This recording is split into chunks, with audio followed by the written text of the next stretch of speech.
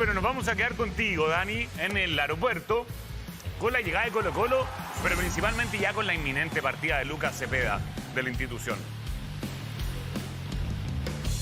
A ver, es el tema de la jornada. Colo-Colo arribó hace una hora hasta Santiago después de estos 8 días de pretemporada que tuvo en Montevideo, Uruguay, donde jugó 3 partidos amistosos, donde además tuvo 2 partidos amistosos a puertas cerradas y donde sabían que este partido frente a Peñarol iba a ser importante. Pero los últimos 2 partidos de Colo-Colo, frente a Alianza Lima y también el de este miércoles, frente a Peñarol, marcaron la ausencia de Lucas Cepeda, quien finalmente sabemos que tiene esta alternativa de partir. El tema de los problemas estomacales yo prácticamente ya lo tengo confirmado que no era así lo que pasaba el domingo, y se dijo eso porque Lucas Cepeda no podría estar jugando estos partidos mientras se está dando una negociación en curso. Pero el acuerdo al menos ya lo tiene Aníbal Mosa, o más que el acuerdo, la oferta final. Y esa oferta el presidente de Colo-Colo la va a presentar durante esta jornada al directorio de Blanco y Negro. Es un directorio que debería ser breve, comienza a las 17 horas de manera telemática, pero la oferta que pondría sobre la mesa Aníbal Mosa del Elche de España tiene que ver con una cifra que bordea los 3 millones de dólares, pero Colo-Colo quedándose con un porcentaje del pase de Lucas Cepeda, que es justamente lo que yo les venía contando, que estaba pidiendo Colo-Colo en medio de esta negociación. A mí al menos me hablaban que Colo-Colo pedía el 15% del pase de Lucas Cepeda, que todavía se mantuviera en Colo-Colo para ante una eventual venta. Obviamente ahí el cacique reciba también una tajada, un dinero por Lucas Cepeda. Pero sabemos que esto debería aprobarse en el directorio. Hay muchas conversaciones que ha tenido Aníbal Mosa con el Club Social, y sabiendo que si tiene ese apoyo, si tiene esos 2 votos, va a ser mayoría y finalmente se va a dar la salida de Lucas Cepeda, que me parece que dentro de los montos que en algún momento esperaba Colo-Colo es más bajo de lo esperado, porque en algún momento, después de ese gran 2024 que tuvo Lucas Cepeda con Colo-Colo llegando a cuartos de final de la Copa Libertadores, con un Cepeda anotando en la selección chilena, en algún momento pensaron que incluso podía ser más de 5 millones de dólares. Pero la realidad es que a veces los jugadores, por la situación, por la realidad deportiva, también se pueden desvalorizar, y es quizás lo que pasó en 2025 con Lucas Cepeda, donde Colo-Colo como equipo no anduvo en la Copa Libertadores, donde este año además no va a tener competencia internacional, y al menos llegando esta oferta y además con el deseo que tiene el jugador, se puede dar esta alternativa que debería aprobarse en la reunión de directorio. Acaba de hablar Lucas Cepeda hace minutos, llegando a Santiago, escueto, el jugador de Colo-Colo. Esto fue lo que dijo, pongan atención. ¿Cómo? Como que ya está fuera de Colo-Colo, ¿cómo está la situación? Aún sigo en Colo-Colo, entonces no ha salido nada. ¿Pero es tu sueño, ¿Tú lo has pedido? Estoy en Colo-Colo, en el más grande todavía. Permiso. Poquitas palabras de Lucas Cepeda, se entiende también, es un momento donde es difícil hablar, sobre todo para el jugador. Normalmente estas tratativas se dan entre la dirigencia, también su representante, y el jugador queda más bien como el jamón del sándwich. Mucho hemos hablado, si es el momento o no, de Lucas Cepeda. ¿Es el momento de Colo-Colo para venderlo, Carlos Villanueva, en prácticamente 3 millones de dólares y quedarse además con un porcentaje?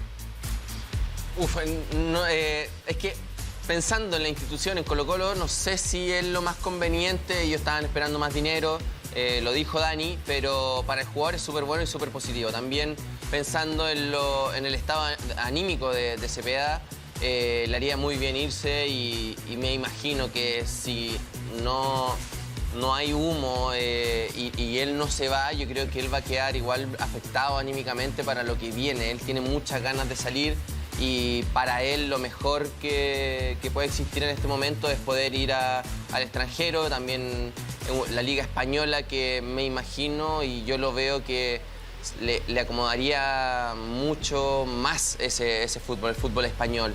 Y también creo que entendiendo la situación actual del fútbol chileno y de la selección chilena y del jugador chileno, que hemos perdido valor.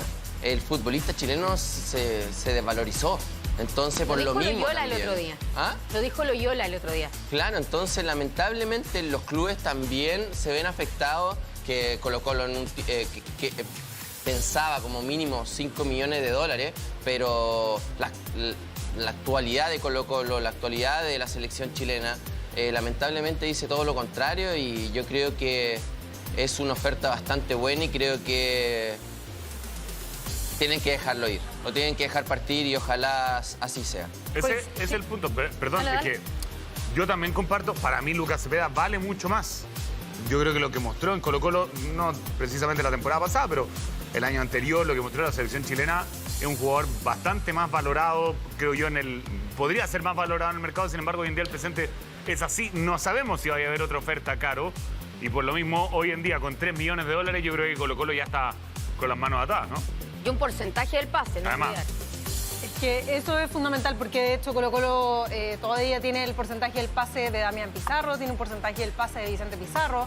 Entonces es el negocio que está haciendo el fútbol chileno en general en los últimos tiempos. No se van muchos jugadores menos a Europa directamente. Eso también es un salto que a ratos suena un salto al vacío, porque muchos de ellos retornan excesivamente rápido. Pero un jugador con las características de Lucas Cepeda y con lo que ha demostrado no solamente en Colo-Colo, sino que en Copa Libertadores especialmente, y con la selección chilena, donde no le ha quedado ninguna de esas camisetas sobrando, uno tiene mayores esperanzas depositadas en él, porque tiene un nivel de madurez y de profesionalismo distinto del que hemos visto muchos jugadores que parten rápidamente a Europa y que se pegan la vuelta corta y al rato están en el fútbol chileno, como, no sé, me estoy acordando de Uriel Rojas, por ejemplo, Universidad de Chile, parte a los 18 años, un potencial increíble, muchas expectativas depositadas en él. Sin embargo, no demostró en la cancha, en su estadía en Europa, su valía, y ahora retornó a la Universidad de Concepción. Entonces, es de esperar que su salida sí signifique ganancias deportivas y también económicas para Colo-Colo, porque si bien su venta no es tan alta, no sé, uno puede acordarse perfectamente de lo que vino a buscar el Bayern cuando aterrizó en Chile por Arturo Vidal, ¿no? Claro. Que era una locura de plata para un jugador de la edad de Arturo Vidal, pero vieron el potencial y sabían que ahí había un diamante que había que llevarse pronto. Que sea la plata que sea, pero que esté ahí la posibilidad de Colo-Colo de sacarle rédito futuro en otra venta dentro del mismo Europa. Lo que sí, Dani, acá creo que es como relevante hablar de lo que sucedió en las últimas horas, porque entendemos, y esta es información que la dio Radio ADN, que hubo otro club europeo, en este caso el Panathinaikos, que metió ahí un poquito la cola en las últimas horas, que quiso, digamos, conquistar a Cepeda, quiso llevárselo hacia ese fútbol, y que su preferencia finalmente fue inclinarse por España. Tal cual, apareció justamente publicada esa información, y al menos lo que nosotros hemos reporteado durante todos estos días ahí en la pretemporada de Colo-Colo es que era el Elche de España, y que es además ese país europeo, España específicamente, el deseo de Lucas Cepeda de ir a jugar a ese fútbol, y él esperó para que se diera esta alternativa, y entiendo que es la alternativa que más le genera atracción al propio Lucas Cepeda para continuar su carrera y para dar ese salto europeo. Al menos con esa información nos quedamos. Seguramente puede haber aparecido este equipo, pero entiendo que es España el deseo del jugador. Es más, Gonza, dependiendo de la negociación, cómo avance el viaje, todo, pero el primer partido que podría estar con el Elche la próxima semana, de local contra el Barcelona. Y el 15 de marzo, visitar el Bernabéu. Claramente hay un atractivo demasiado grande, por más que no sea una superpotencia el Elche, pero ir a la Liga Española siempre va a ser atractivo para cualquier jugador. Sí, pero ¿sabes qué? También es interesante si es que, a ver, la decisión la tiene él, y quizá para Colo-Colo Cepeda se habría ido hace un año atrás, si es que él, porque se decía que en un momento no quiso partir a algunos clubes que lo vinieron a buscar. River, por ejemplo. Futbolísticamente. ¿A qué voy? Que también para mí, desde viendo lo que puede seguir creciendo, un Panathinaikos en Grecia, un equipo grande, donde va a ser el jugador top seguramente o de un par que tenga el Panathinaikos y que después pueda pegar el gran salto a otro equipo grande o de Europa. Tipo Darío Osorio. Claro. Sí, en el Elche es más difícil. O sea, es más difícil competir, ¿se entiende? Un equipo de mitad de tabla seguramente hacia abajo. Ahora sí, como atractivo futbolístico enfrentar a los equipos que va a enfrentar. Obviamente es muy bonito, es muy tentador, pero desde lo competitivo, en cuanto al crecimiento, creo que el Panathinaikos, no sé si será real o no, pero dentro de eso también me calza en la ecuación de crecimiento que puede tener el jugador en Europa. Ahora, si tú estuvieras sentado hoy día en la reunión de directorio, ¿firmas para que se vaya o lo retienes? No, sí. Desde el lado de Colo-Colo. Creo que es que yo internamente lo habría vendido antes. Pero yo no sé si el jugador quizás no quiso partir en algún momento o si llegó la oferta que Colo-Colo quería. O sea, él quería Europa. Sí. Y esa era su prioridad y esperó hasta que Es que quizás llegaron, lo que uno va sabiendo y escuchando es que llegaron ofertas de Europa, pero de países o clubes que él no quería. Claro. Y que es entendible, pero yo creo que para Colo-Colo es hora de que parta.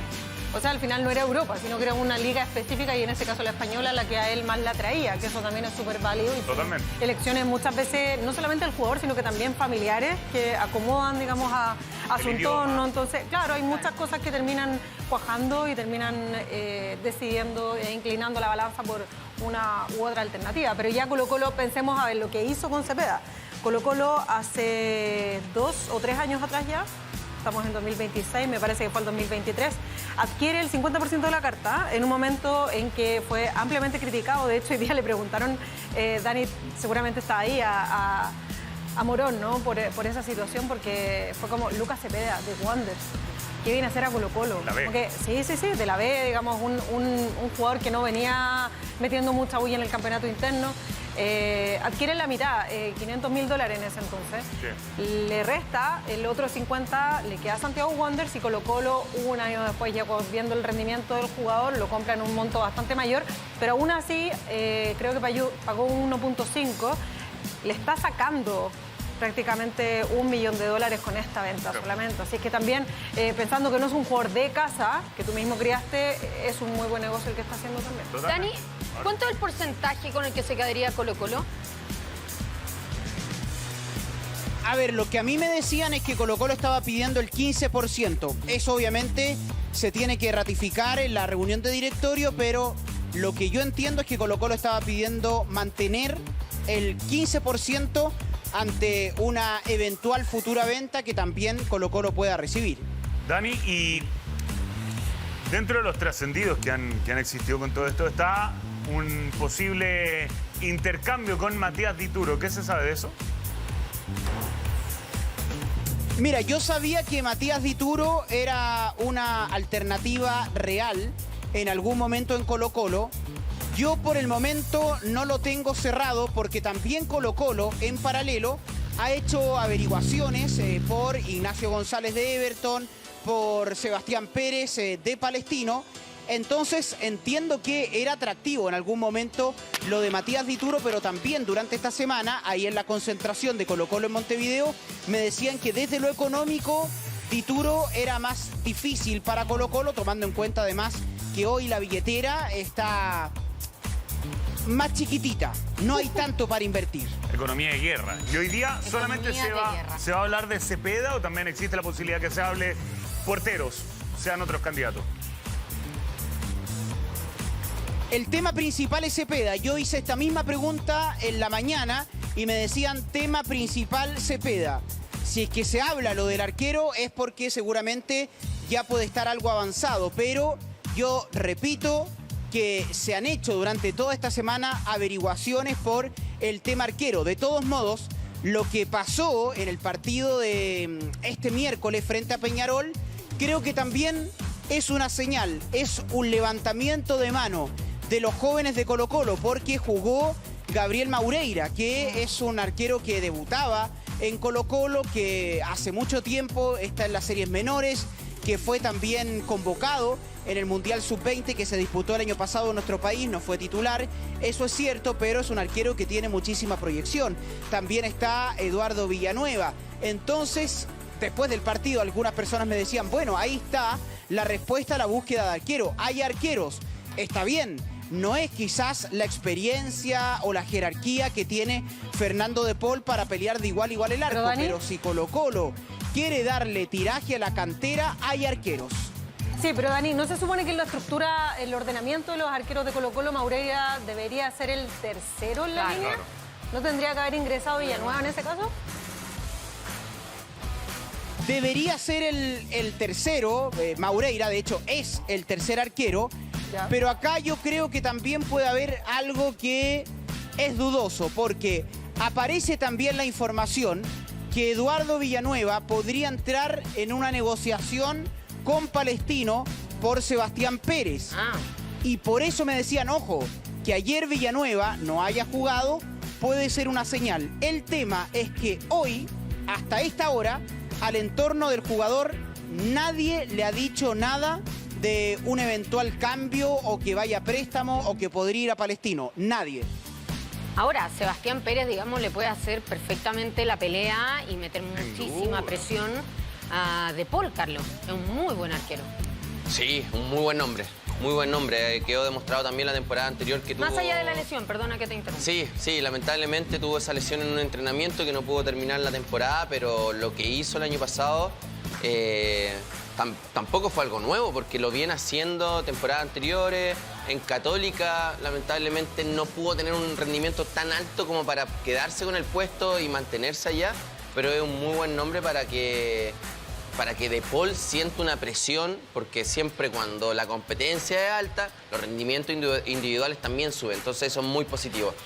También me quiero quedar con el debut de Gabriel Maureira. Sí, sus minutos en la cancha hubieron una tajada muy buena, que hubo un desvío en el camino, que tuvo una reacción muy buena, y antes de eso un tiro libre muy difícil, que el balón venía subiendo y bajando y no dio rebote, mucha seguridad, atajó un penal, 18 años, 1,90 m, un gran jugador y de verdad que los minutos que mostró también muy correcto, y ojo con ese nombre.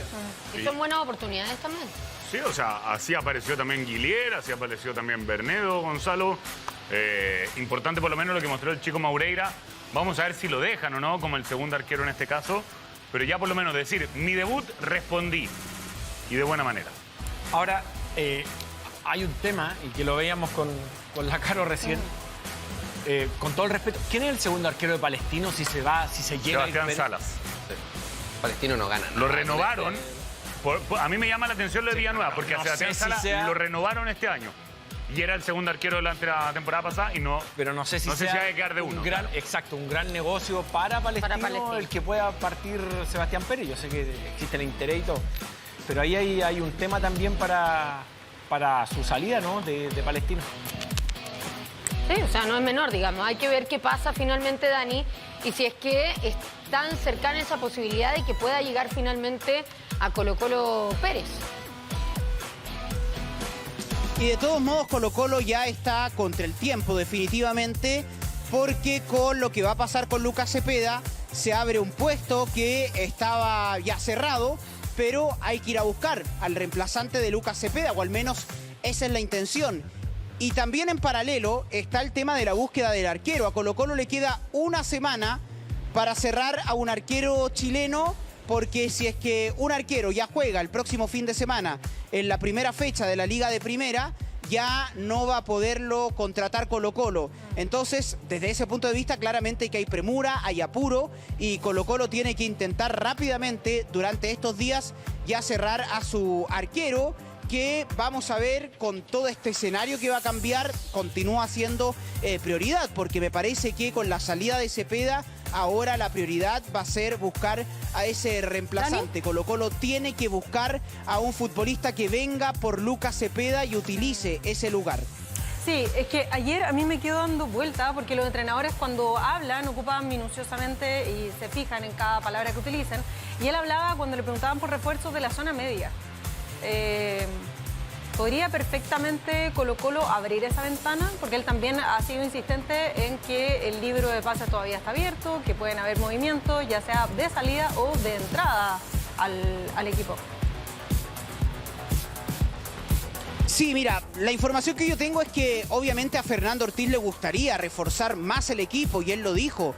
A los entrenadores nos gusta tener competencia y me parece que con la salida de Vicente Pizarro el entrenador quería reforzar ese sector. Pero ahí claramente me parece que hay consensos en las conversaciones que tiene con la gerencia deportiva, también con Aníbal Mosa y en definitiva fue perfecto. Quizás dejemos pasar la mitad de la cancha, pero busquen rápido el centrodelantero y también podemos ir por un arquero. De hecho, en algún momento la posición de la dirigencia era no ir a buscar un arquero y después van a buscar finalmente ese arquero que me parece que es para consensuar quizás puestos que no van a buscar. Mira, ayer me nombraron a un futbolista que está en Argentina. Me dijeron, ojo, Diego Valdés, que está en Vélez, que podría ser una alternativa para Colo-Colo. Me lo nombró una persona que siempre tiene información y me dijo, ojo, que me dieron ese nombre que Diego Valdés podría aparecer en Colo-Colo.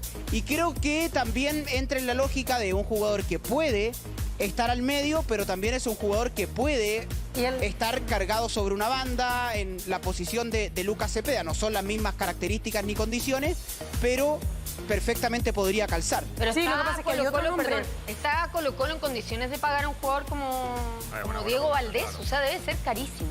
Sí, pero también hay otro nombre. Está la posibilidad, por ejemplo, de Víctor Dávila, porque él tampoco está siendo considerado en América y ahí también podría haber una sesión tipo lo que se hizo con Sebastián Vega. Entonces ahí también pueden haber uno que otro movimiento, jugadores chilenos que también pueden jugar en la zona media, pueden perfectamente inclinarse hacia una banda. Así que yo creo que esos dos nombres son perfectamente factibles para Dávila es extremo y es zurdo. Bien distinto en características lo de Diego Valdés. Quizás lo tuvo... ¿No alcanzó a tenerlo Ortiz en el América? Haber tenido. Pero sí o sí lo conoce, del fútbol mexicano. ¿A los dos? Sí, pero no sé si... A Diego Valdés lo tuvo. Lo tuvo, sí. De hecho, jugaba de media punta, atrás del 9. Sí, habría que ver. Yo creo que es más factible que pueda llegar, por ejemplo, yo creo que Dávila con a un Aquino, préstamo como lo que pasó el año pasado. con Aquino traer a Valdés no tiene sentido. Sí, que sabes que yo pensando... Eso es lo que me Además, cansa. Sí, Ahora, viendo Dávila- el partido de ayer... Sí. Dávila sí. Puede ser un Sí, poco más. viendo el partido de ayer de Colo-Colo, yo siento que hoy lo que más necesitan son extremos. Si se va Cepeda, necesitan jugadores por fuera. Ayer jugaron con 2 sub-21. Por eso que Dávila sí, te lo permite.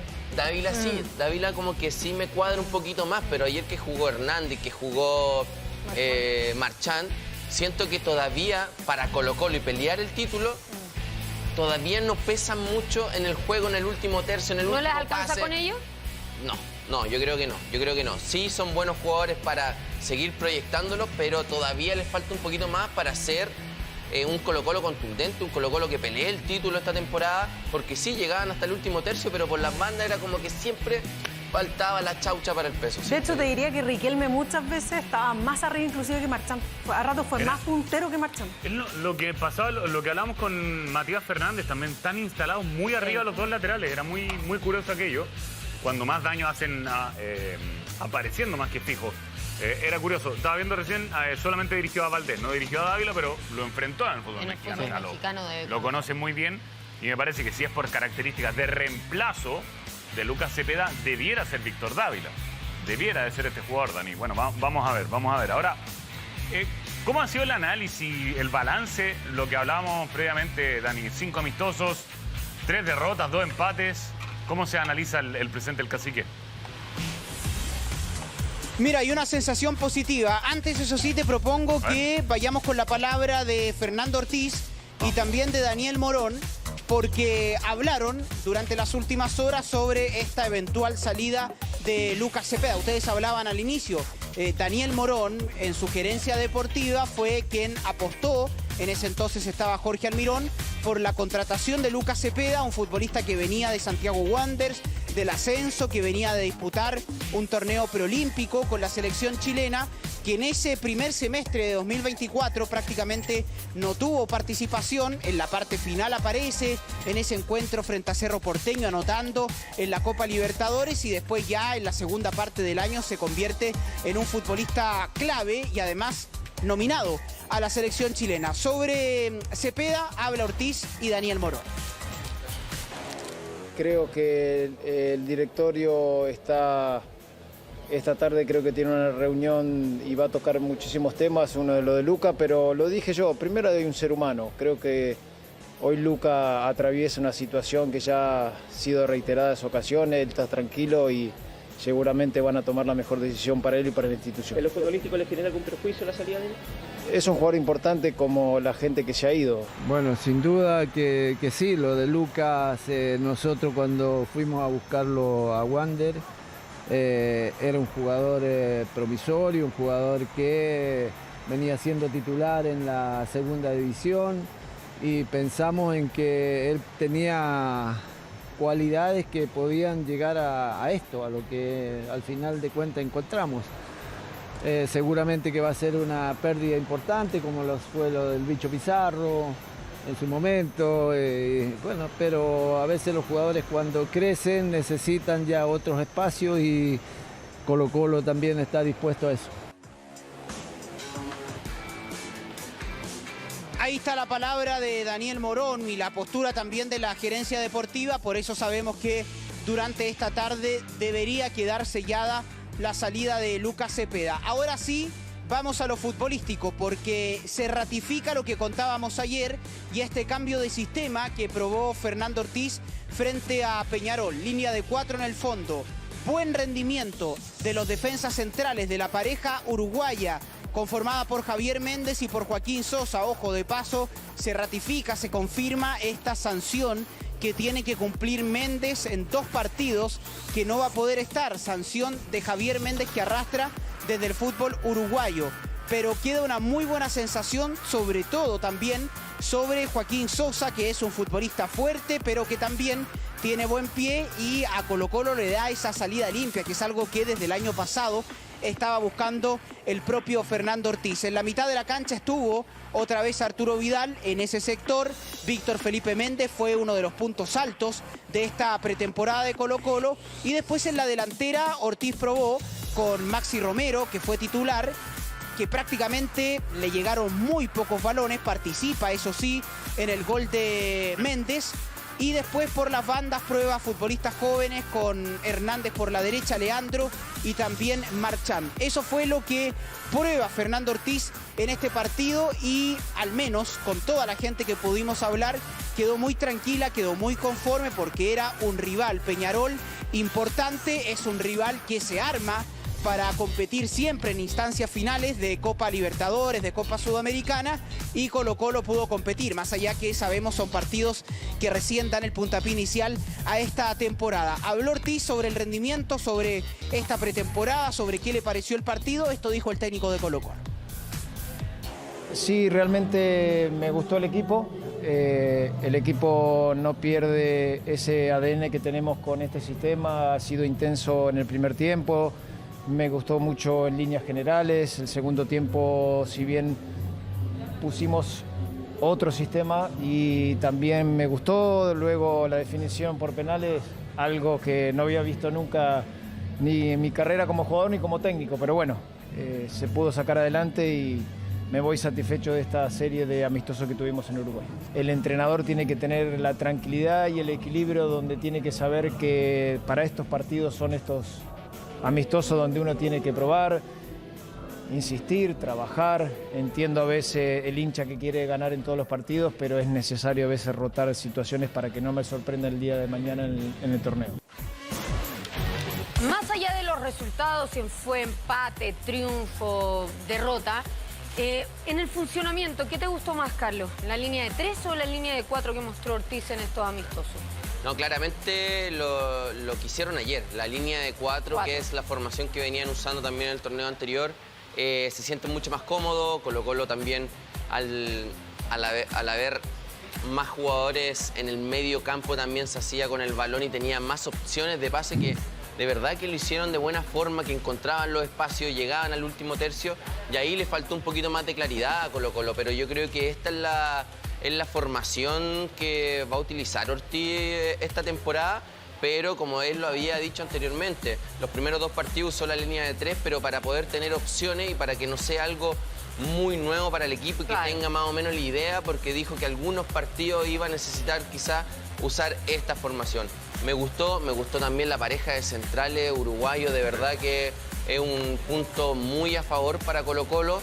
Creo que era también, todos sabemos que fue uno de los puntos bajos en la temporada anterior y estaría ganando mucho, mucho.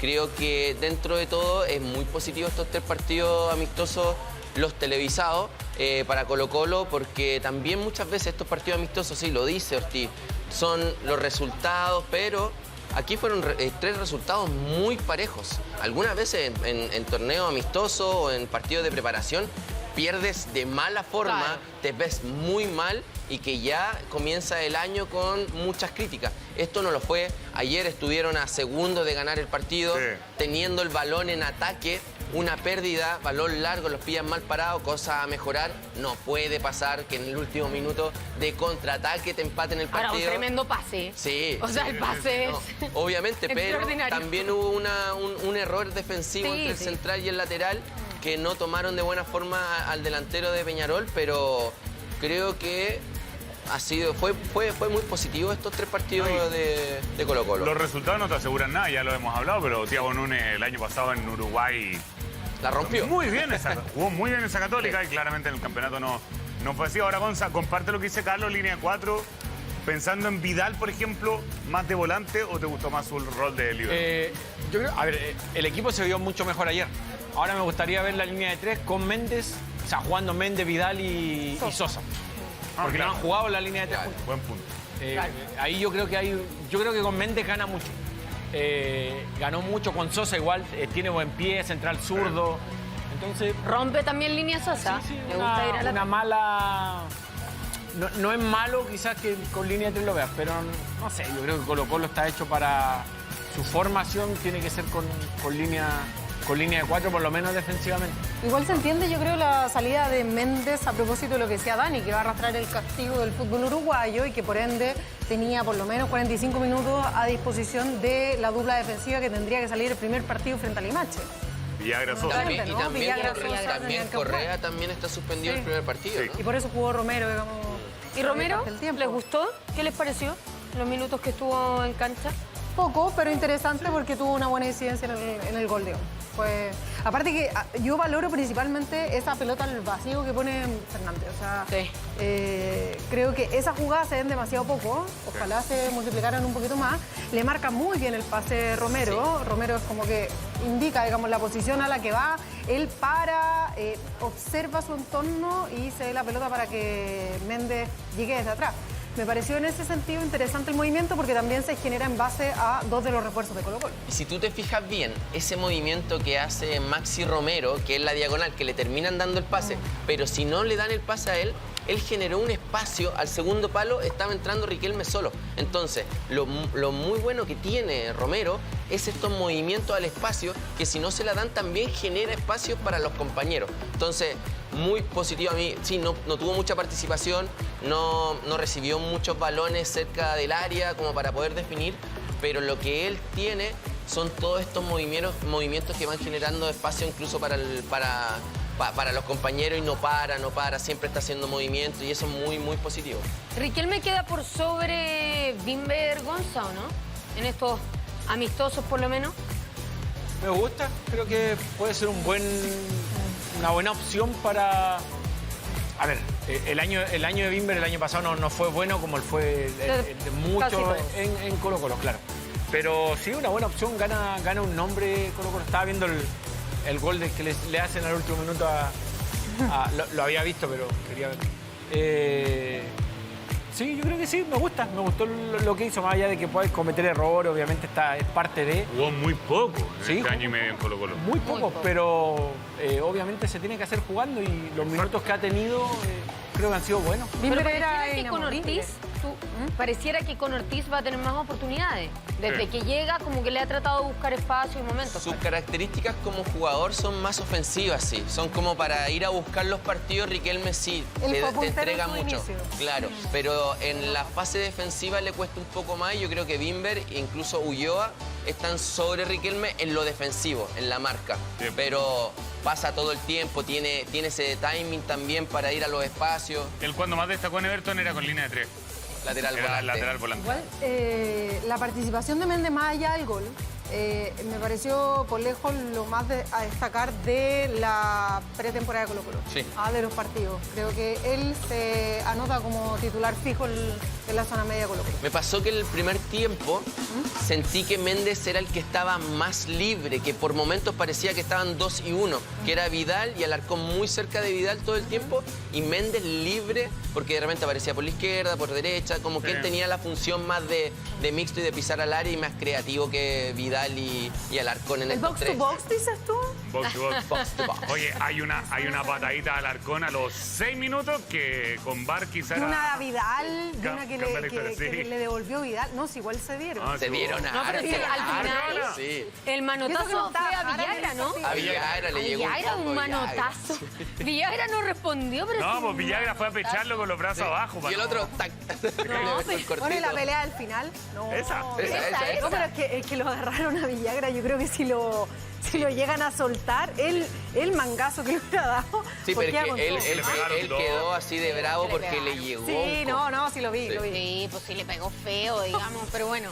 El árbitro del partido entonces decidió Juegue. expulsarlo a los dos. Ahora, Dani, mucho eco ha hecho y ha dado la vuelta al mundo prácticamente la imagen del penal de Zabala. Sin embargo, los trascendidos desde Colo-Colo es que efectivamente está lesionado y pareciera que es algo complicado. No sé si tienen más noticias con el jugador. Yo eso lo descarto.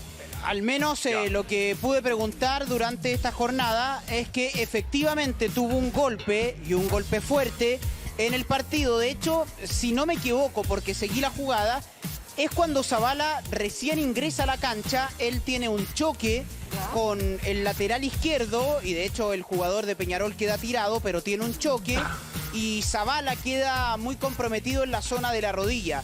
Pero preguntando también durante esta jornada, porque claro, en algún momento se dijo, porque ha pasado también, me recuerdo esa definición de Huachipato, Merlo me parece que fue el futbolista que cuando patea queda con un corte de ligamento y quizás en algún momento se temió eso con Cristian Zabala, pero al menos de manera preliminar de lo que vieron me lo descartaron y era un golpe fuerte lo de Zabala y no es una lesión mayor según lo que me comentaban.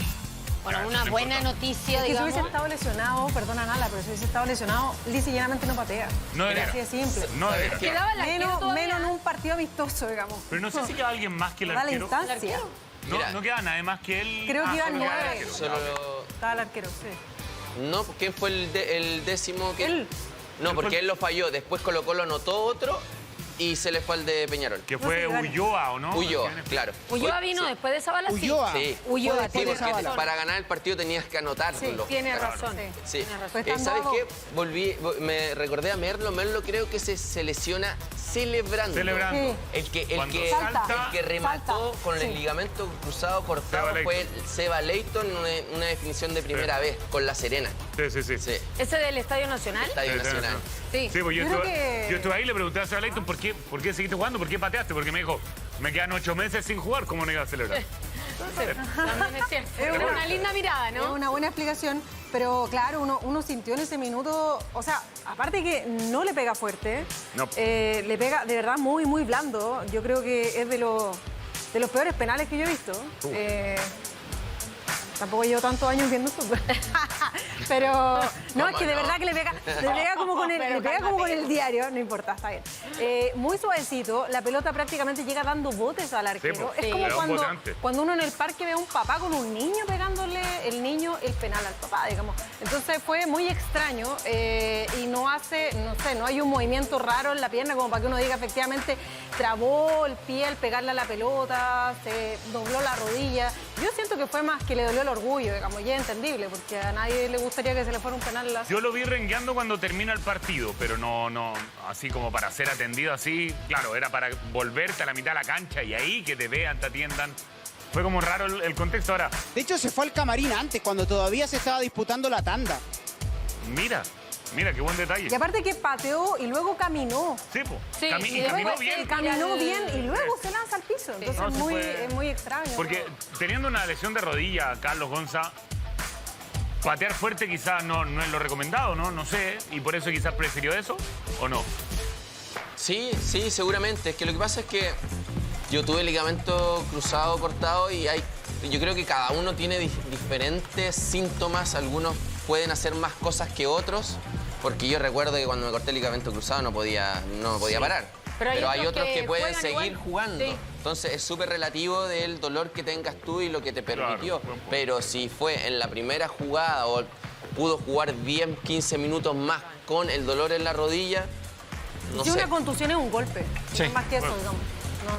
No te inhabilita como para pegarle a la pelota. No, o sea, sí, hay golpes que... Ya está bien, si te pegan un... Sobre todo en la rótula, en la rodilla. Uno tiene que flectar. Pero... O sea, yo no sé por qué tiró. Eso, pues, yo creo que su pecado es haber querido patear. O sea, porque estaba Ulloa y Maureira nomás. Yo creo que tiene que ser por eso. Ya, pero el Dani descarta la lesión. O sea, corte el ligamento cruzado lo descarta. No, pero corte y tampoco contusión, digamos. O sea, puede recibir un golpe, pero así como cuántos futbolistas ingresan a la cancha y les pegan una patadita. Es como muy habitual. Si le pegan una como la de Vidal, que lo saca al entretiempo porque el tipo estaba resentido y había jugado completo los otros partidos, está perfecto. Pero tú perdiste un penal. Quedó picada. No. Es que me recordaron por interno. No quede picado, yo solamente cumplo con la labor que nos dan de arriba. Me recordaron por interno que el 2008 contra Unión Española, yo jugando en Audax Italiano, la piqué. ¿Ya? Y Limensa, que era el arquero de Unión Española en esos tiempos. ¿Pero te acuerdas bien? Se quedó parado. ¿Ya? Pero el mío no dio bote antes de llegar al arco. Pero a ver, mira, Limensa se paró hay un esfuerzo de producción. Tenemos el penal en cuestión. Lo peor que perdimos 1-0. No. Qué doloroso. Pero mira... No, es que la falta, penal. Sí. Primero la falta. ¿Pediste la pelota? Es que yo tiraba los penales en el equipo en ese tiempo. ¿Quién es el Fabián Benítez? Ese era Rocco el que estaba en el suelo. ¿Rocco? Pelado. Ya, a ver. Mira, casi lo engaño. No, pero directo a las manos. Y le pusieron una... Oso, ¿tú tienes un audio para ese penal? Gracias, Osito.